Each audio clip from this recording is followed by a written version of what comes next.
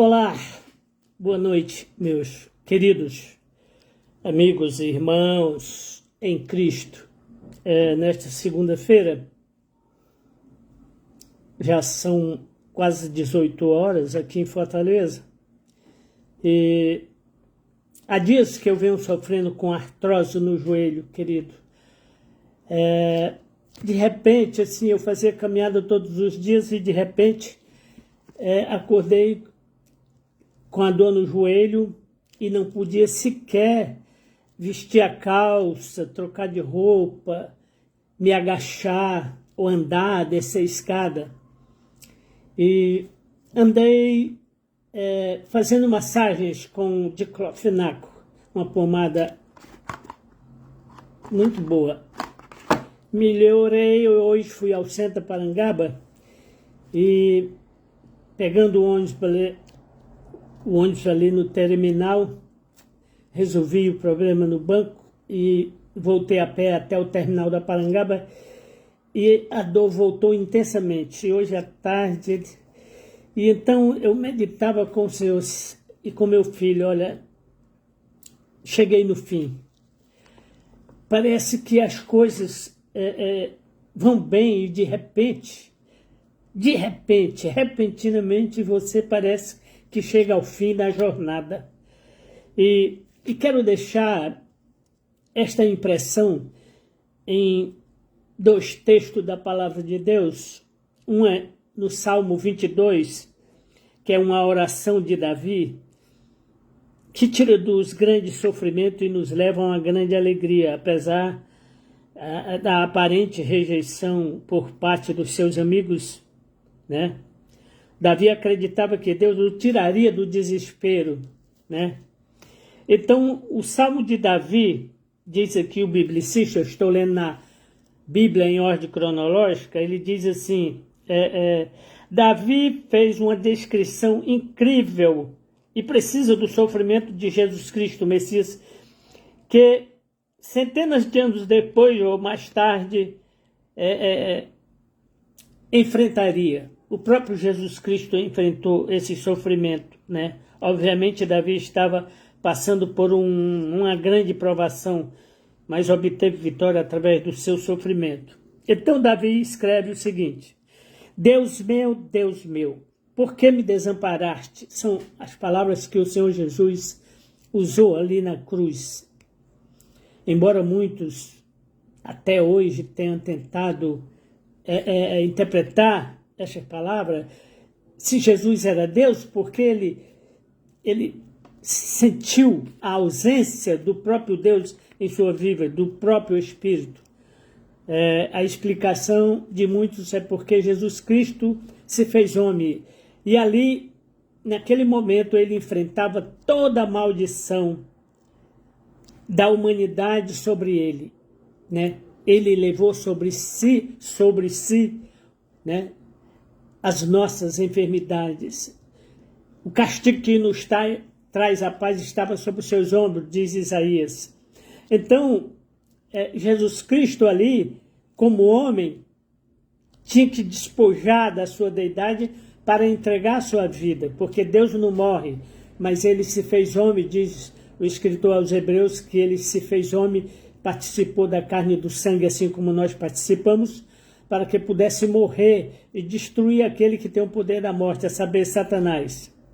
Então, ele clamou, Eloi, Eloi, ou Elohim, Elohim, lama sabachthani, Deus meu, por que me desamparaste?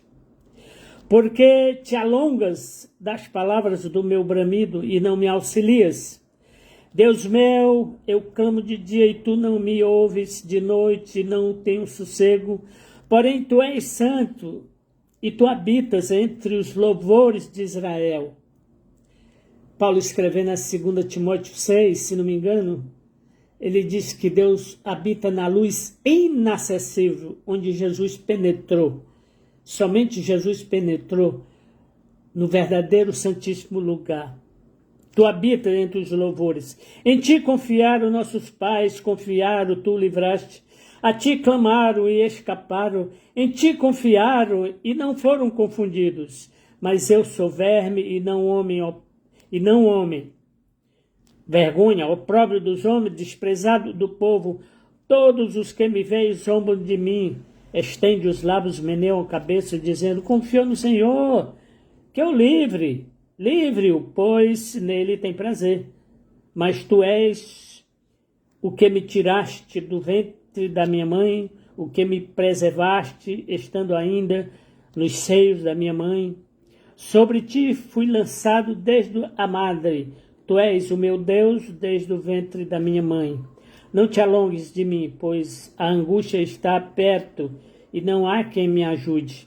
Muitos touros me cercaram, fortes touros de Baçã me rodearam. Então Davi cita aqui os touros de Baçã. Baçã era uma região muito fértil e que naquela época lá pastavam touros, né? Esses touros aqui eram animais, mas quando Davi se refere a touros, ele usa uma alegoria, uma metáfora para descrever a perseguição dos seus inimigos, né? Esses grandes touros de Baçã pode ser espíritos da maldade, né?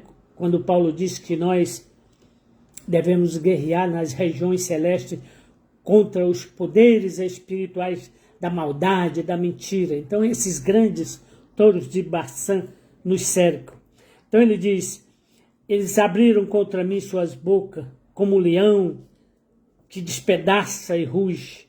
Como água me derramei e todos os meus ossos se desconjuntaram. O meu coração é como cera e derreteu-se dentro de mim.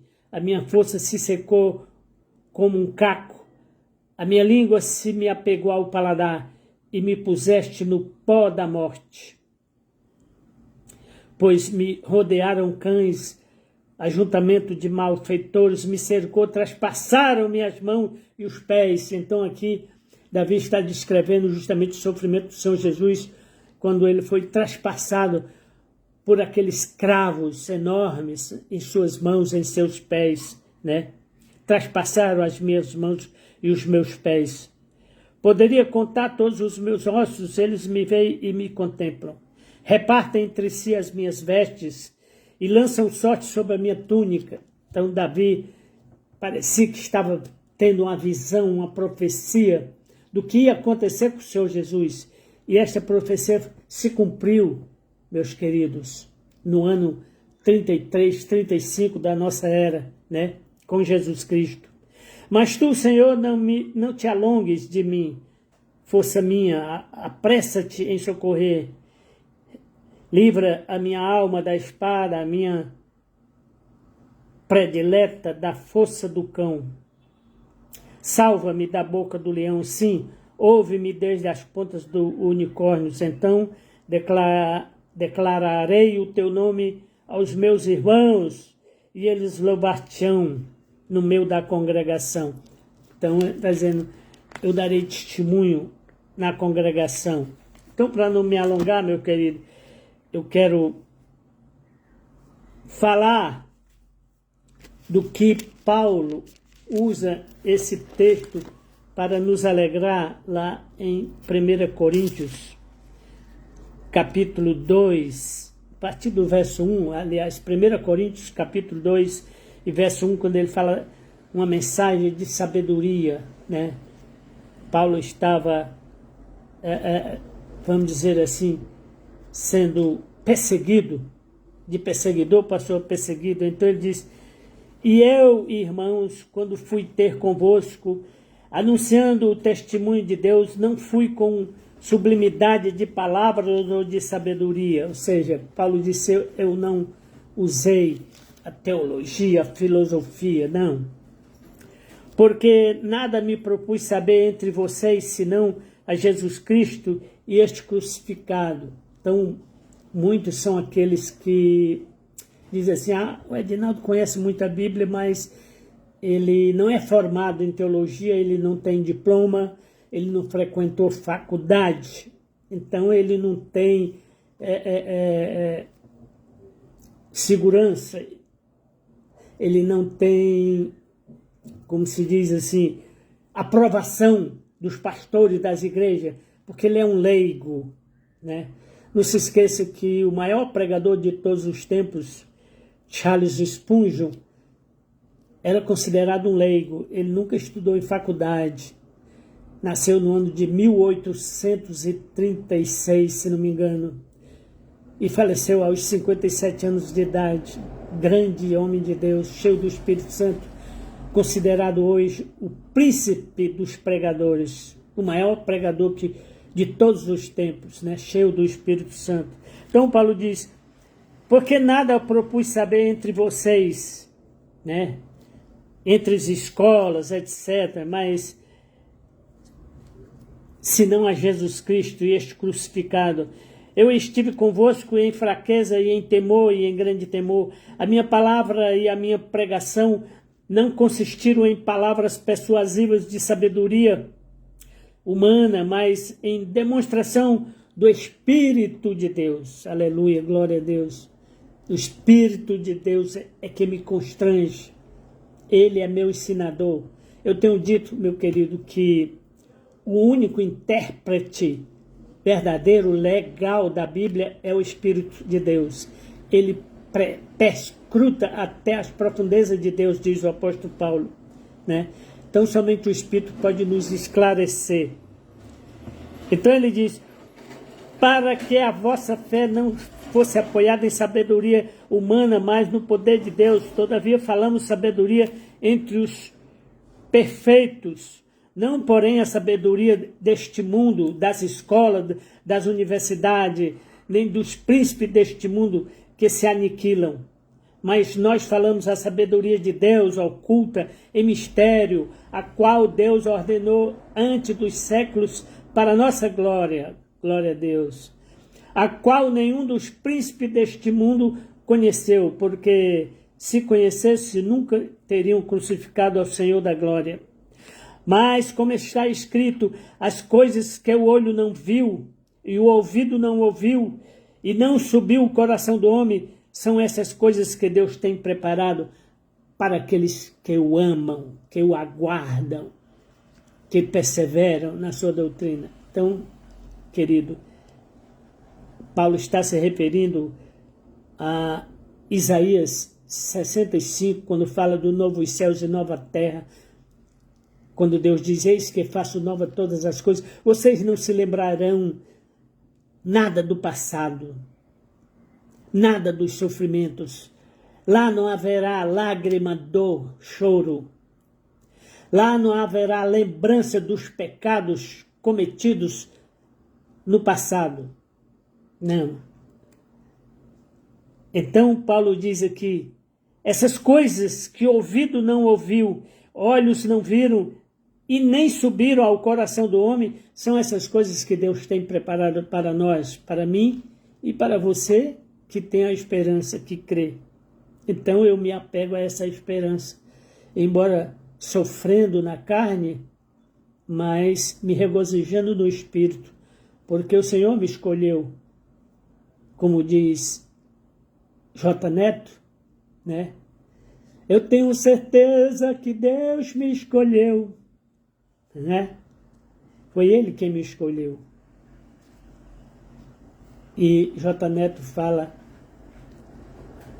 que ele ama, que ele é um homem de Deus, de oração, que revela os seus segredos para Deus em oração, assim como eu revelo. Então, essas coisas que Deus tem preparado para nós. Mas Deus nos revelou pelo seu Espírito, porque o Espírito penetra todas as coisas, até as profundezas de Deus. Por quê, irmão? Porque o Espírito é Deus. O Espírito é Deus. Então não existe três deuses. Então essa trindade ensinada por Calvino, Lutero, ela nunca foi definida. Ela sempre ficou incógnita. Porque não existe três pessoas. Não existe três deuses, três personalidades. Há um só Deus e Pai e um só mediador entre Deus e os homens, Jesus Cristo, o homem. Então, o Espírito é Deus, Deus é Espírito. E Jesus Cristo é Deus que se encarnou. É Deus que se manifestou em carne, que condescendeu com o homem para que o homem pudesse ter um relacionamento perfeito com ele, né? Como nós homens teríamos um relacionamento com o Espírito que nós não vemos? Então, o meu espírito precisa de um corpo, né, para se manifestar. Então, embora o Senhor Jesus tenha dito, o espírito na verdade está pronto, mas a carne é fraca, então esta carne não herdará o reino de Deus, mas ela será aperfeiçoada, ela será transformada num abrir e fechar de olho, como Paulo vai dizer aos Tessalonicenses. Então Deus nos revelou pelo Espírito, porque o Espírito perscruta as profundezas de Deus. Porque qual dos homens sabe as coisas do homem? Qual é o homem? Você sabe os meus segredos? Você sabe as minhas coisas, os meus segredos? Talvez você saiba aquilo que o povo fala, né? Ah, o Edinaldo era um adúltero, o Edinaldo era ladrão, como muitos afirmaram em Boviais, que eu era ladrão, que eu roubava a prefeitura. Na verdade, a prefeitura me deve até hoje 10 anos de gratificação, 10 anos. O processo já tem 21 anos e eu até hoje não recebi esse dinheiro, porque a justiça sempre se volta para o prefeito, para o rico, para o abastardo. O pobre sempre fica de lado, né?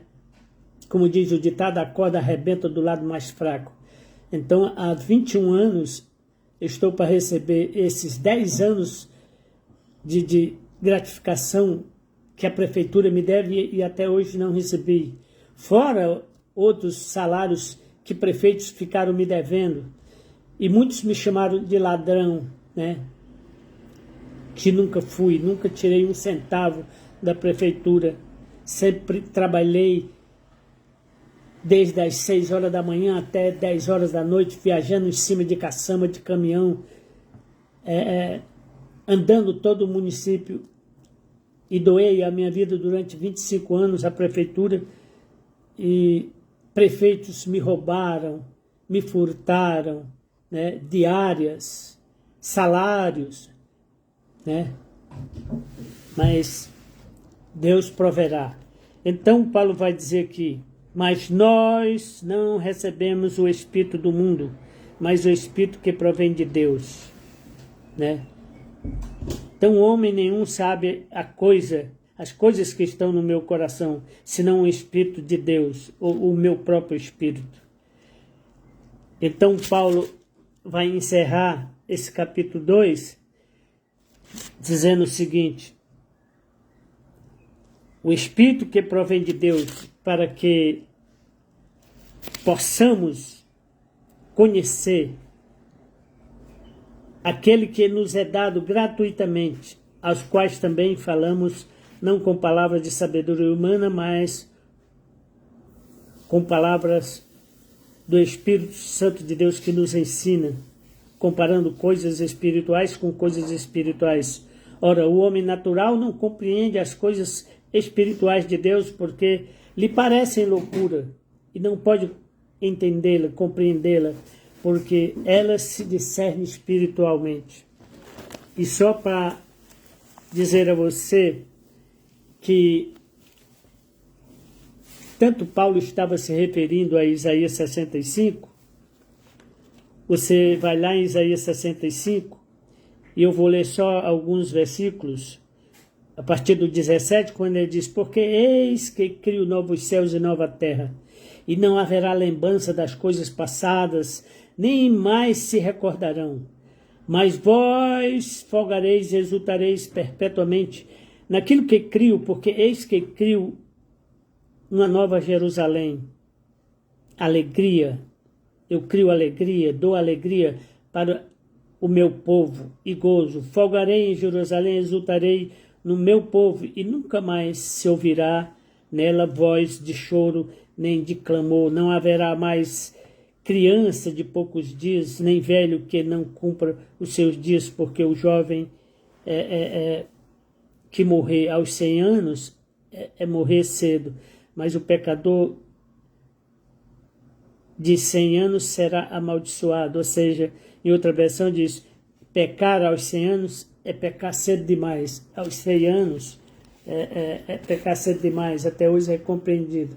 Então, meu querido, eu estava lembrando das palavras de Paulo, disse, olha, Deus tem preparado coisas maravilhosas para nós, coisas que ouvido não ouviram, os olhos não perceberam, nem a mente do homem pode imaginar o que Deus tem preparado para os seus filhos, para os seus servos. Então, que Deus te abençoe com essa palavra.